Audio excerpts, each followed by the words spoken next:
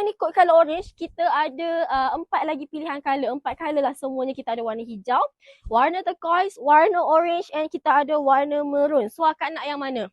Beli laju-laju sayang. Warna hijau, ya Allah. Warna hijau ni pun antara yang best seller tau. Warna hijau ni. Warna hijau ni best seller juga ni. Ramai juga yang ambil, tengok ni, nampak?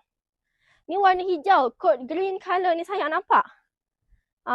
Bila jadi baju kakak, ya Allah, lawa. Lagi-lagi warna tanah warna hitam. Tahun depan, raya you all tema color maroon, ambil lah color maroon, Maroon color pun cantik. Lawa, tengok ni kakak, Masya Allah, cantik Yang ni untuk kod color maroon, nampak?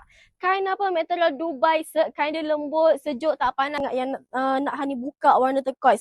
Turquoise Hani, turquoise ni. Yang ni material Dubai, memang lawa sangat.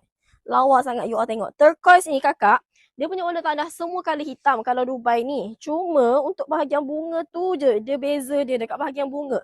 Bahagian bunga tu, okey, kalau yang ni warna turquoise, tadi warna orange. Ada warna maroon dengan warna hijau lagi satu. Ni kakak tengok ni. Turquoise. Lawa ke tak lawa turquoise?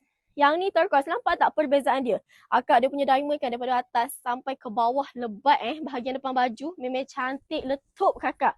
Ni tengok ni. Yang mana nak order?